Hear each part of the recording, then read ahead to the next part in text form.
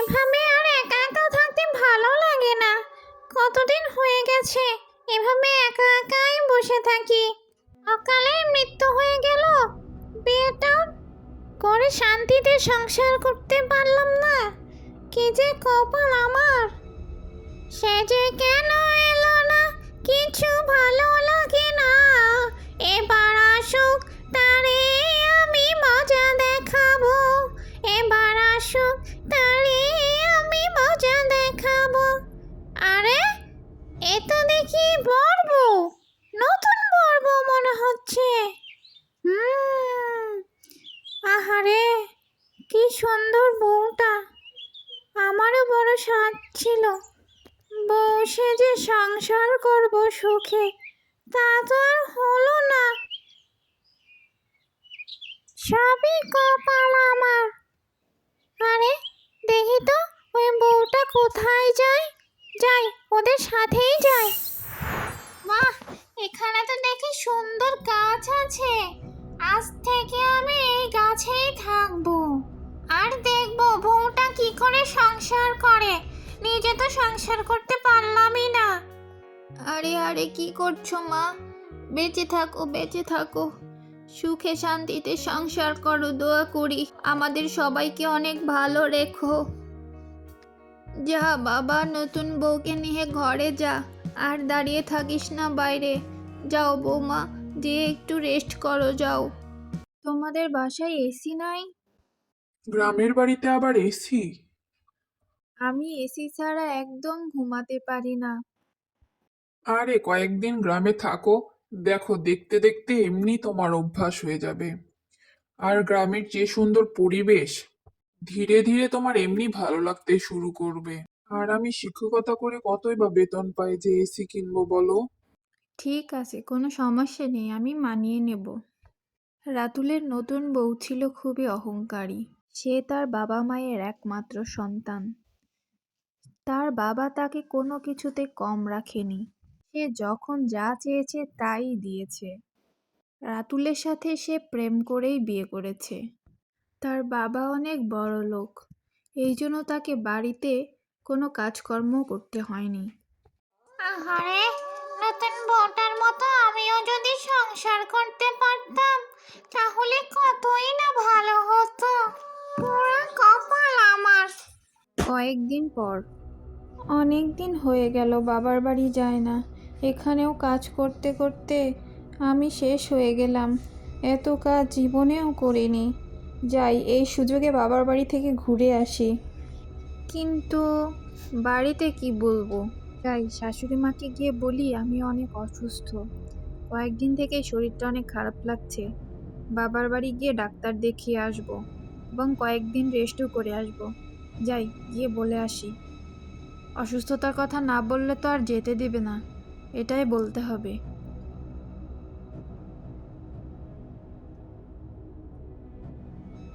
মা, আমার শরীরটা একটু খারাপ লাগছে, তাই ভাবছি কয়েকদিনের জন্য একটু বাবার বাড়ি থেকে ঘুরে আসি। সেখানে গিয়ে ডাক্তারও দেখানো হবে আর একটু রেস্টও করা হবে। ও মা, তাই নাকি? তোমার শরীর খারাপ? কই বলনি তো। আমাদের সামনের বাজারে ভালো ডাক্তার বসে, সেখানে না হয় দেখিয়ে নাও। আবার সেই শহরে যাবে? এত দূর জার্নি করলে তো তোমার এমনিই আবার শরীর খারাপ হয়ে যাবে। না মা, সমস্যা নেই, আমি বাবার বাড়ি থেকে কয়েকদিন ঘুরে আসি। অনেক দিন হয়ে গেছে তো যাই না। আপনার ছেলেকেও বলেছি, সেও যেতে বলেছে।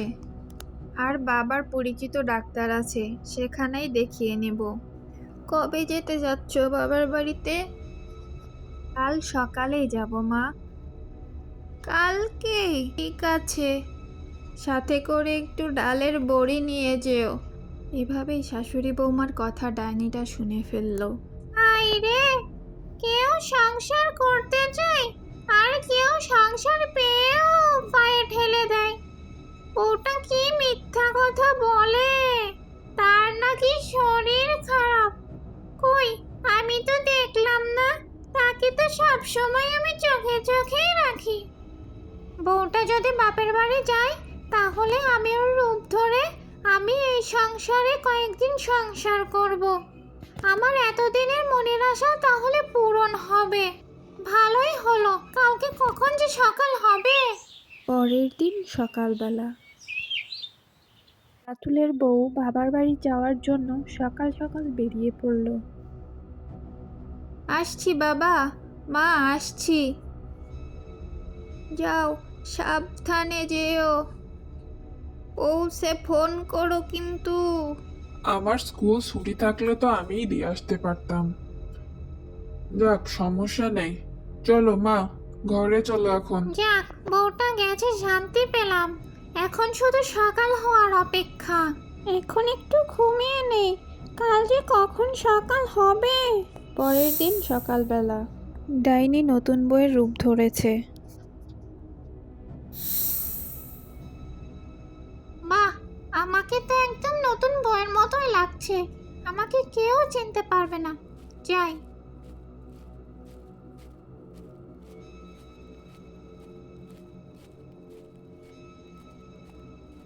মা, ও মা, কোথায় তোমরা? কি গো বৌমা, তুমি এত তাড়াতাড়ি চলে আসলে? কালকেই তো গেলে, বললে যে কয়েকদিন থাকবে। তুমি না থেকেই আজকেই চলে আসলে যে, কোনো কি সমস্যা মা? সব কিছু ঠিক আছে তো বৌমা? আমার ছেলে কি তোমাকে কিছু বলেছে বৌমা? তুমি এভাবে হঠাৎ করে যে চলে আসলে? আরে না না মা, কিছুই হয়নি, এমনি ভালো লাগছিল না, তাই চলে আসলাম আজকেই। আর বাড়িতে যেতে তোমাদের জন্য মন কেমন করছিল, তাই তাড়াতাড়ি চলে আসলাম। পরের দিন রুনা দেবী রাতুলের বউয়ের কাছে আসলো, এসে বলল, কিছু বলবে মা? আসলে বৌমা, তোমাদের বিয়ের পরে তো সেইভাবে পাড়ার কেউই তোমাকে দেখেনি, তাই সবাই বলছিল আসবে, তাই একটু রান্না বান্না তো করতে হবে। আরে মা, তুমি চিন্তা করছো কেন? আমি সব কিছু করে দিব, আমি একা হাতে সব রান্না করব, তুমি চিন্তা করো না। যাও, তুমি এখন গিয়ে ঘুমাও। রুনা দেবী রাতুলের বইয়ের কথা শুনে একটু অবাকই হলো মনে মনে। যে মানুষটা কয়েকদিন আগেও কাজ করতে চাইতো না, আজ সেই বলছে একা হাতে সব করবে। কিন্তু মনে মনে সে খুশিই হলো। বাহিরে এসে দেখে প্রচুর বৃষ্টি পড়ছে, বৃষ্টিতে সব খড়ি ভিজে গেছে। হায় হায়, এ কি সর্বনাশ হলো! এখন এতগুলো মানুষের রান্না হবে কি করে? আজকে তো সবাই আসবে বলেছে, এখন এতগুলো মানুষের রান্না কি করে হবে? এদিকে ডাইনিটা রান্নাঘরে এসে রান্নার জন্য সব ধরনের ব্যবস্থা করে নিল, কিন্তু আগুন ধরাতে গিয়ে দেখলো খড়িই নেই। আরে, আমি এত চিন্তা করছি কেন? আমার তো পা আছে, আমি এবার এটা দিয়েই কামাল করে দেব। তখন ডাইনি তার দুই পায়ে আগুন ধরিয়ে চুলার মধ্যে দিয়ে রান্না করতে শুরু করলো। এ কি এক ভয়ঙ্কর দৃশ্য! এদিকে রুনা দেবী তার ছেলের বউকে বলতে আসতেছিল যে সব খড়ি ভিজে গেছে, এখন রান্না হবে কি করে। দেশে দেখে এ কি কাণ্ড! তার ছেলের বউ দুই পা চুলার মধ্যে দিয়ে রান্না করছে। এ তো তার ছেলের বউ না, এই তো একটা ডাইনি। যে না সে রাতুলকে বলতে যাবে, অমনি রাতুল পিছন থেকে এসে দেখে তো পুরাই অবাক। এটা কি দেখছে তারা? রাতুল বলল, মা, তুমি ভয় পেও না, আমি এখনই তান্ত্রিক বাবাকে ডেকে আনছি, তুমি দাঁড়াও। বাবা, আমাদের বাঁচান। আমাদের বাড়িতে একটা ডাইনি এসেছে, সে আমার বউয়ের রূপ ধরে এসেছে। আপনি এক্ষুনি চলেন বাবা। রাতুল তান্ত্রিক বাবাকে সব ঘটনা খুলে বলল। বুঝতে পেরেছি। তুই যা, বাড়িতে যা, আমি যজ্ঞের জিনিসপত্র নিয়ে আসতেছি। একে যজ্ঞ না করে তাড়ানো যাবে না। তুই নিশ্চিন্তে বাড়িতে যা, আর ওকে চোখে চোখে রাখ, আমি এক্ষুনি আসতেছি সব কিছু নিয়ে। ঠিক আছে বাবা, আপনি তাড়াতাড়ি আসেন, আমি যাই, বাড়িতে যাই। তান্ত্রিকের কথা শুনে রাতুল একটু ভরসা পেল। সে ভরসা পেয়ে বাড়ির দিকে গেল। আমার এমন কেন লাগছে? কেমন যেন অস্বস্তি হচ্ছে। আমার কি হলো? কেমন যেন অস্থির লাগছে। মনে হচ্ছে বাহিরে কি যেন আমাকে ডাকছে, একটা অজানা শক্তি। হুম হুম হুম হুম হুম কে আমাকে কষ্ট দিচ্ছিস? তুই কেন এখানে ডাকছিস? বল, কে তুই? হিম ক্রিম ছট। এই ডাইনি, তুই এখানে কেন এসেছিস বল? তুই এদের বাড়িতে কেন আশ্রয় নিয়েছিস? তুই এদের নতুন বই রূপ ধরেছিস কেন? বল আমাকে, তাছাড়া তোকে এখনই বন্দি করবো, বল। আমাকে মারিস না, আমাকে মারিস না, আমাকে বন্দি করিস না। আমি কারো ক্ষতি করিনি। আমার শুধু মনের ইচ্ছা ছিল বউ সেজে সংসার করার। তাই আমি এদের নতুন বউ রূপ ধরে সংসার করছি। আমি কারো ক্ষতি করিনি। আমি শুধু মন দিয়ে সংসারই করেছি।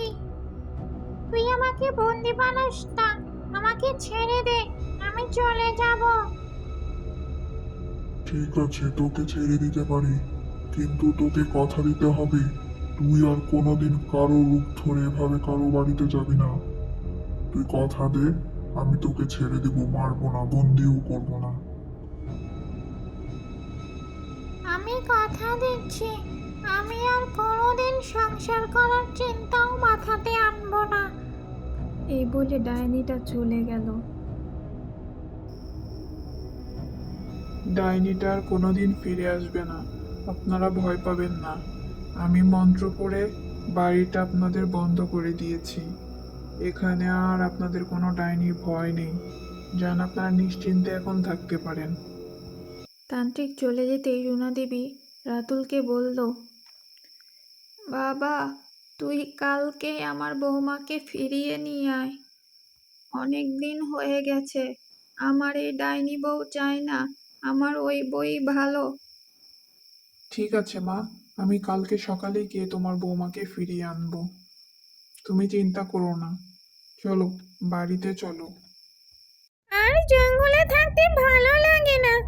যাই, একটু লোকালয়ে গিয়ে ঘুরে আসি। অনেকদিন হয়ে গেছে, মানুষদের জ্বালানো হয়নি। আরে, ওই তো একটা পেয়ারা গাছ দেখা যায়। যাই, পেয়ারা খেয়ে আসি। পেয়ারাগুলো অনেক মজা। আজকে যাই, আবার অন্যদিন আসবো। মা, ও মা, ওইদিকে কোথায় যাচ্ছ? মা, দেখো পেয়ারাগুলো কত বড় বড় হয়েছে। ও মা, একটা পেয়ারা ছিঁড়ে দাও না, খাই। নিচের পেয়ারাগুলো অত পাকেনি, ওপরের গুলা পেকেছে। তোর বাবা আসুক, পেয়ারাগুলো পেরে দেবেনি। ঠিক আছে মা, বাবা আসলে সবাই মিলে একসাথে খাবো, ঠিক আছে? এবার গাছে মেলা পেয়ারা ধরেছে। মনে করছি কিছু বাজারে বিক্রি করে দিব, আর কিছু তোর খালার বাসায় পাঠাবো। হ্যাঁ মা, ওইটাই ভালো হবে। এত পেয়ারা তো আমরা খেতেই পারবো না, তখন গাছেই পেকে পেকে নষ্ট হয়ে যাবে। তার থেকে ভালো কিছু বিক্রি করে দিও, আর কিছু খালার বাড়িতে পাঠিয়ে দিও। আচ্ছা মা, বাবা কোথায় গেছে? তোর বাপে সেই সকালবেলা মাঠে গেছে। কই, মানুষটার তো এখনো আসার সময় হলো না। সারাদিন মানুষটা কিচ্ছু মুখে তুলেনি, কখন আসবে আর কখন খাবে। চল, তুই খেয়ে নে।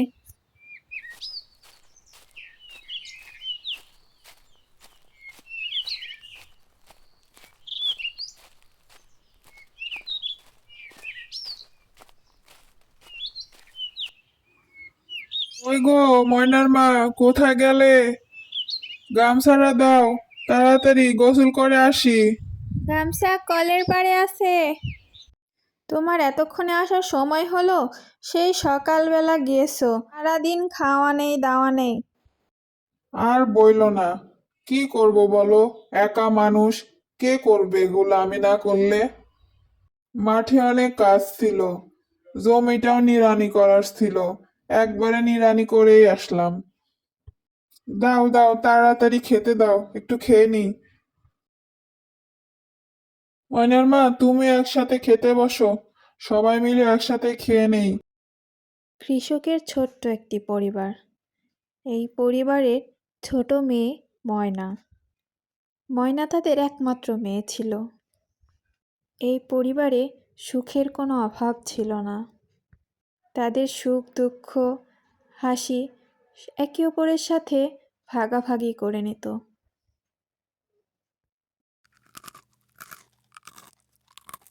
তাদের এই সুখী পরিবারে হঠাৎ করে ডাইনির ছায়া পড়ে গেল। এমনই একদিন রাতের বেলা।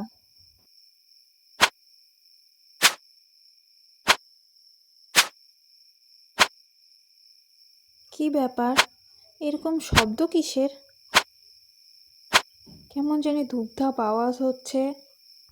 এমন শব্দের আওয়াজে কৃষক ও কৃষকের বউয়ের দুইজনেরই ঘুম ভেঙে গেল। আরে বউ, তুমি ভয় পেও না। তুমি কি ভয় পাচ্ছ? এমনি মনে হয় চালের ওপর কিছু পড়ছে। কৃষক তার বউকে সান্ত্বনা দিলেও সে মনে মনে অনেক ভয় পাচ্ছিল। সে ভাবছিল, আসলে তো কিসের শব্দ এগুলো? কোনোদিন তো এরকম শব্দ শুনিনি। দেখছো, তুমি শুনতে পেলে? দেখো, এটা আবার কিসের শব্দ? মনে হচ্ছে বাইরে কেউ খাচ্ছে। আমি কয়েকদিন থেকে এরকম শব্দ পাচ্ছি, কিন্তু তোমাকে সেভাবে বলা হয়নি। এমনি ভেবেছি চালের উপর কিছু পড়তেছে তাই। আমার মনে হয় না এটা স্বাভাবিক ব্যাপার। কৃষকের বইয়ের কথা শুনে কৃষক একটু চিন্তায় পড়ে গেল। কি করা যায়? পরের দিন সকালবেলা। হায় হায়, এ কি অবস্থা! এগুলো কি করে হলো? সব পেয়ারা কি করে পড়ে গেল? এতগুলো পেয়ারা নষ্ট হলো কি করে? ও ময়নার বাপ, এসে দেখে যাও। হায় হায়, এতগুলো পেয়ারা কি করে নষ্ট হলো? কিসে খেলো এগুলো? হুম, কে যেন মাছ ভাজছে। এটা দেখি মাছ ভাজার গন্ধ। কতদিন মাছ ভাজা খাইনি। যাই, একটু খেয়ে আসি। কৃষকের বউ মনের সুখে রান্নাঘরে রান্না করছিল। সে মাছ ভাজছিল। হঠাৎ ডাইনি তার মেয়ের রূপ ধরে এসে তার কাছে মাছ ভাজা খেতে চাইল। মা, ও মা, আমাকে একটা মাছ ভাজা দাও না মা। কতদিন হয়ে গেছে তোমার হাতের মাছ ভাজা খাইনি, আমাকে একটা তাড়াতাড়ি দাও। এগুলো কি বলিস? প্রতিদিনই তোকে তো মাছ ভেজে দেই, আর কালকের আগের দিনও তো খেলি মাছ ভাজা, আর এখনই বলছিস কতদিন খাস নাই। এখনও তো মাছ ভাজা হয়নি। যা তুই গিয়ে খেল, আমি মাছ ভাজা হলে তোকে ডাক দিব নে। মা, একটু দাঁড়া দাঁড়া, আমি ঘর থেকে আগে লবণের বাটিটা নিয়ে আসি, তারপরে যাস। কৃষকের বউ ঘরে যেতেই ডাইনিটা মাছ খাওয়া শুরু করে দিল।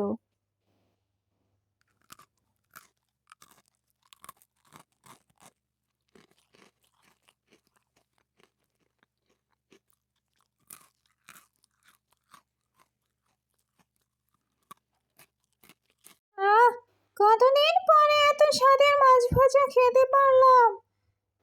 এভাবে যদি প্রতিদিন মাছ ভাজা পেতাম। আচ্ছা, আজকে যাই, নাহলে আমার বউটা চলে আসবে।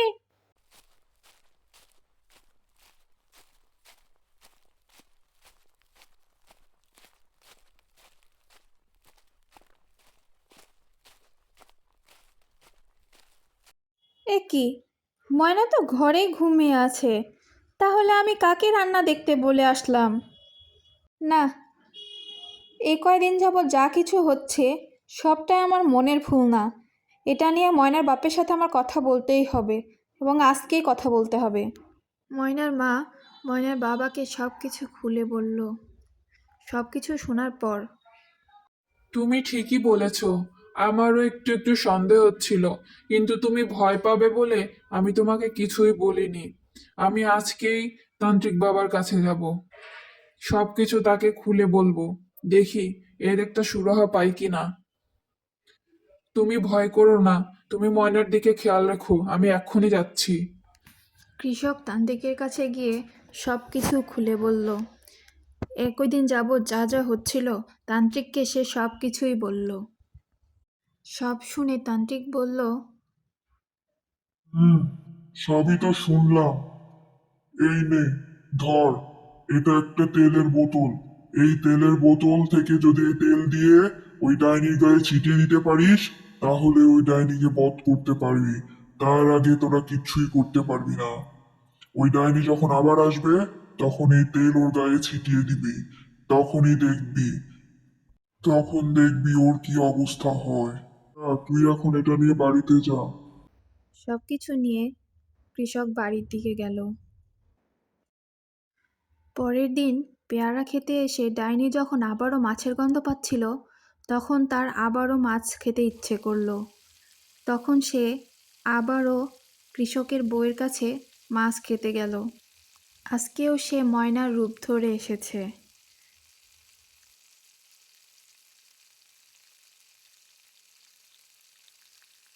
ও মা, আজকেও তুমি মাছ ভাজছো? আমাকে একটা মাছ দাও না মা। মাছ খাবে? দাঁড়া, দিচ্ছি। সত্যি সত্যি কৃষকের বউ ডাইনিকে একটা মাছ দিয়ে দিল। কৃষকের বউ ডাইনিকে কিছুই বুঝতে দিল না, নির্ভয়ে ডাইনিটাকে মাছ দিয়ে দিল। ডাইনিটাও মজা করে মাছটা খাচ্ছিল। মা, আজকের মাছটাও না অনেক মজা। আমাকে প্রতিদিন এরকমভাবে মাছ ভেজে দিও, ঠিক আছে মা? ঠিক আছে। এখন আরেকটা খাবি? এই নে। ওরে বাবা রে, মরে গেলাম। আমার সারা শরীর আগুনে জ্বলছে কেন? আর কোনোদিন কাউকে এভাবে জ্বালাবি? এটাই তো আমাকে উচিত ছেড়ে দে, শিক্ষা। আমি জ্বলে গেলাম। এভাবেই ডাইনি সেখানেই পুড়ে মারা গেল। কাঁচা মাংসের গন্ধ পাচ্ছি। এ তো দেখছি নতুন কচি কাঁচা মানুষের গন্ধ। কতদিন মানুষের মাংস খাই না, আজকে অনেক দিন পর মানুষের মাংস খাবো। মেয়েটা তো এদিকেই আসছে দেখছি। আসুক, আজকে ওর ঘর মোটকে মাংস খাবো, ওর রক্ত খাবো। কি রে, আমার আস্তানা দিয়ে তুই কোথায় যাচ্ছিস? আমাকে দেখা না দিয়ে আজকে তোর ঘাড় মটকাবো। কে আপনি? আমাকে ছেড়ে দেন, আমাকে ছেড়ে দেন। না, তুই অনেক সুন্দরী আছিস। আমি তোর রূপ ধরে তোর বাড়িতে যাব। তুই সেজে আমি ওই বাড়িতে থাকবো আর ভালো মন্দ খাবার খাবো। আমাকে ছেড়ে দেন, আমি বাবা মার কাছে যাব, আমাকে ছেড়ে দেন। না, আজ থেকে তুই এই গাছেই বন্দি থাকবি আর আমি তুই সেজে তোর বাড়িতে যাব। ডাইনিটা হাঁটছে আর মনে মনে ভাবছে, এখন সে কোন দিকে যাবে? সে তো ছুটকির বাড়ি চিনে না। একটু পরেই রাতুল ছুটকিকে দেখতে পেল, তখন তাকে ডাক দিল। কি রে ছুটকি, ওইদিকে কোথায় যাস? দাঁড়া দাঁড়া, আমি আসতেছি, ওইখানেই দাঁড়া।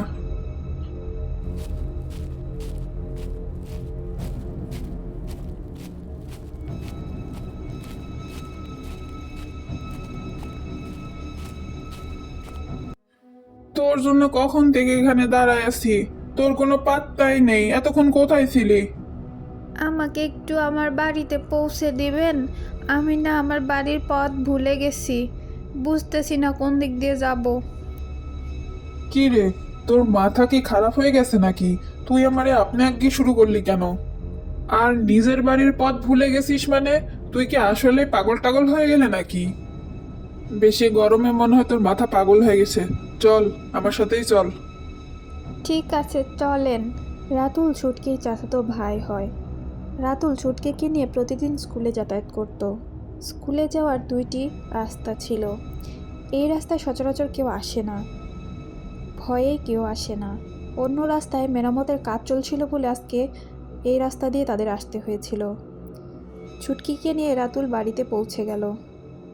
যা, বাড়িতে যা, আমি পরে আসবো নি। ছুটকিকে দিয়ে রাতুল বাড়ির দিকে রওনা হলো। তখনই পেছন থেকে ছুটকির মা ছুটকিকে ডাক দিল। কি রে, তোর আজকে আসতে এত দেরি হলো কেন? কখন থেকে তোর জন্য অপেক্ষা করছি। আর ওখানে দাঁড়িয়ে আছিস কেন? আয়, বাড়ির ভিতরে আয়। তখন ডাইনিটা বুঝে গেল এটাই ছুটকির মা। ছুটকির মা তাকে জিজ্ঞাসা করলো, কি রে, আজকে আসতে তোর এত দেরি হলো কেন? কোথায় ছিল এতক্ষণ? সেই কখন রাতুল তোকে আনতে গেছে, আর এতক্ষণ পর বাড়িতে ফিরছিস? কোথায় ছিলে এতক্ষণ? ছুটকি কোনোই উত্তর দিল না। সে শুধু ফ্যালফ্যাল করে তাকিয়েই রইল। একটু পরে বলল, মা, আমাকে খেতে দাও, আমার খিদা লাগছে। ঘরে কি আছে? তাড়াতাড়ি আমাকে খেতে দাও, আমার অনেক খিদা লাগছে। তার মেয়ের মুখে খাবারের কথা শুনে ছুটকির মা তো একটু অবাকই হলো। অন্যদিন তাকে খাবারের জন্য কত চেষ্টা করা হয়, কিন্তু সে খেতেই চায় না। আর আজকে এসে সে খাবার চাচ্ছে। এটা ভেবেই সে অবাক হয়ে গেল। কি রে, আজকে তোর হলো কি? আজকে এত তাড়াতাড়ি খাবারের জন্য বায়না করছিস? অন্যদিন তো হাজার চেষ্টা করেও তোরা খাওয়াইতে পারি না। ভাত হয়নি এখনো, যাই হাত মুখ ধুয়ে বস, ভাত হইলে তারপরে খেতে দিব। এদিকে ডাইনির নাকে গরুর মাংসের গন্ধ এলো। তখনই সে তার মাকে বলল, না মা, আমি শুধু তরকারি খাবো, আমাকে শুধু একটু মাংস দাও। খাস, একটু পরে খাস, তোর বাবা বাজারে গেছে, আসুক, আসলে দুইজন একসাথে খাস। কিন্তু ডাইনিটা ছুটকির মায়ের একটাও কথা শুনল না। সে দৌড়ে রান্নাঘরে গিয়ে কড়াইয়ের উপর বসে সে মাংস খেতে লাগলো।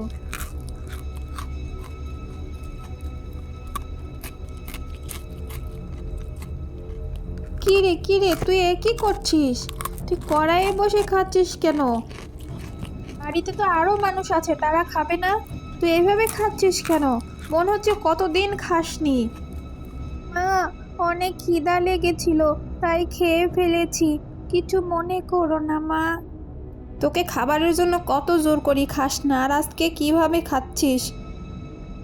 আরে তোকে আজকে কেন জানি অস্বাভাবিক লাগছে। তোকে দেখে মনে হচ্ছে না তুই আমার মেয়ে, মনে হচ্ছে তুই ডাইনি হয়ে গেছিস। এটা ছুটকির মায়ের কথা শুনে একটু ঘাবড়ে গেল। সে ধরা পড়ে গেলে তো বিপদ আছে। আর এমন হবে না মা। কিছুক্ষণ পর কৃষক বাড়িতে আসলো।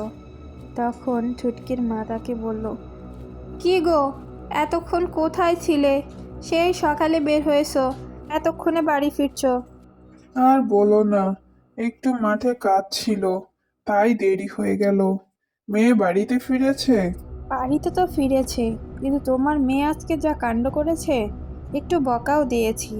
যাই হোক, কালকে একটু মাংস নিয়ে এসো তো, ওর মনে হয় অনেক মাংস খেতে মন গেছে। ঠিক আছে, আমি কালকেই মাংস নিয়ে আসবো, তুমি চিন্তা করো না। যাও এখন ভাত বাড়ো, আমি একটু হাত মুখ ধুয়ে আসি। পরের দিন কৃষক মাংস এনে কাঁচা মাংস রান্নাঘরে রেখেছে। তখন ডাইনিটা, আহ, এত সুন্দর কাঁচা মাংসের গন্ধ, আমি কি বসে থাকতে পারি? আজকে মজা করে মাংস খাবো। এ হে হে। ডাইনিটা সব মাংস খেয়ে সেখান থেকে চলে গেল। একটু পর রান্নাঘরে ছুটকির মা মাংসটা নিতে আসলো রান্না করার জন্য। এসে দেখে শুধু পাত্রটা পড়ে আছে, কোনো মাংস নেই। হায় হায়, একটাও যে মাংস নেই, মাংসগুলো গেল কোথায়? এই হুলো বিড়ালটাই মনে হয় এসে সব মাংস খেয়ে ফেলেছে। জানালাটাও যে কেন যে খুলে রেখে গেলাম। এখন আমি কি রান্না করব? যাই, ছুটকির বাবাকে যেয়ে বলে আসি।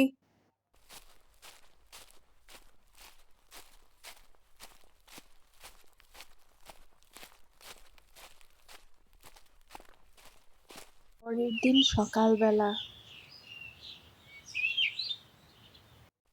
ছুটকির বাবা বাজার থেকে বড় একটা মাছ কিনে সেই রান্নাঘরে রাখতে আসলো।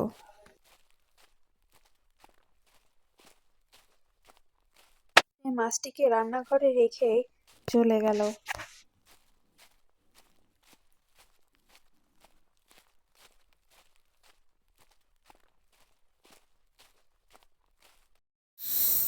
একটু পর ডাইনিটা মাছের গন্ধ পেয়ে আবারও রান্নাঘরে আসলো। আজকে আবার মাছের গন্ধ। হুম, আজকে মজা করে পেট ভরে মাছ খাওয়া যাবে।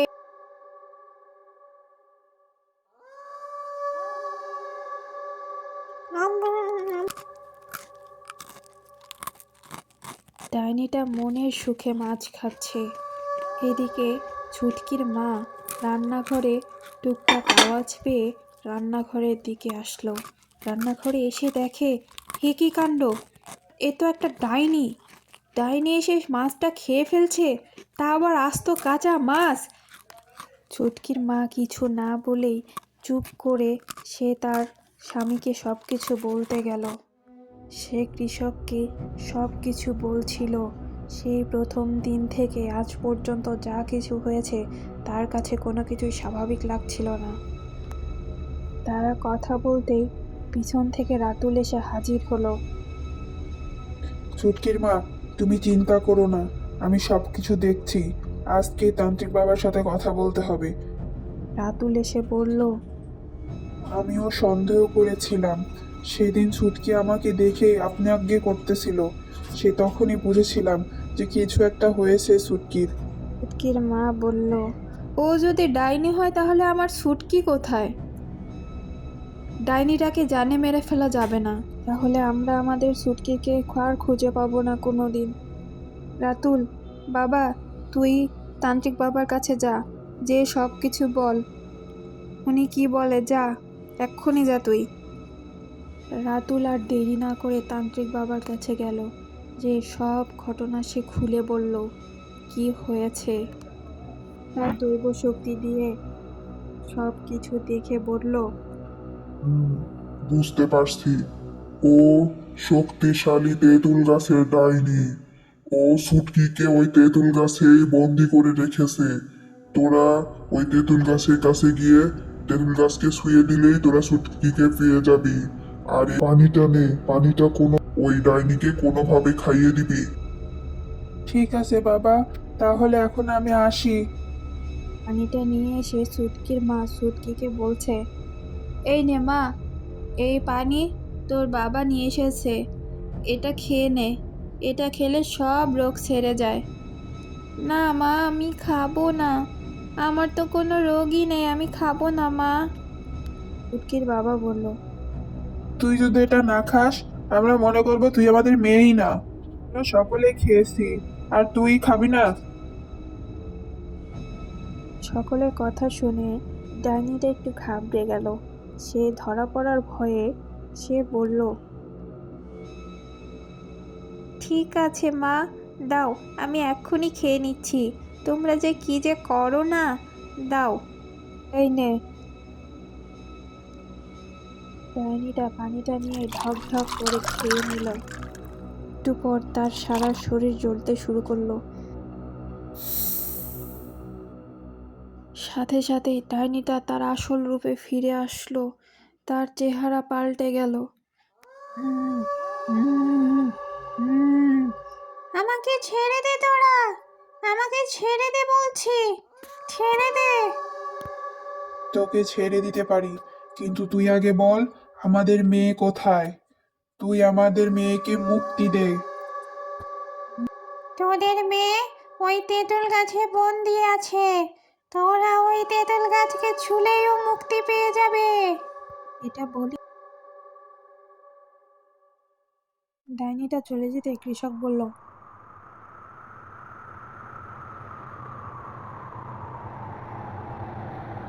তারপর রাতুল সবাইকে নিয়ে সেই তেঁতুল গাছের কাছে গেল। এই যে, এইটাই সেই তেঁতুল গাছ। তেঁতুল গাছের কাছে গিয়ে তেঁতুল গাছকে যেই না ছুঁয়েছে, তখনই ছুটকি গাছ থেকে নিচে এসে পড়ল। তখনই ছুটকির মা বলল, এই তো আমার মেয়ে, আমরা আমার মেয়েকে পেয়ে গেছি, চলো ওকে নিয়ে এখন আমরা তাড়াতাড়ি বাড়ি যাই।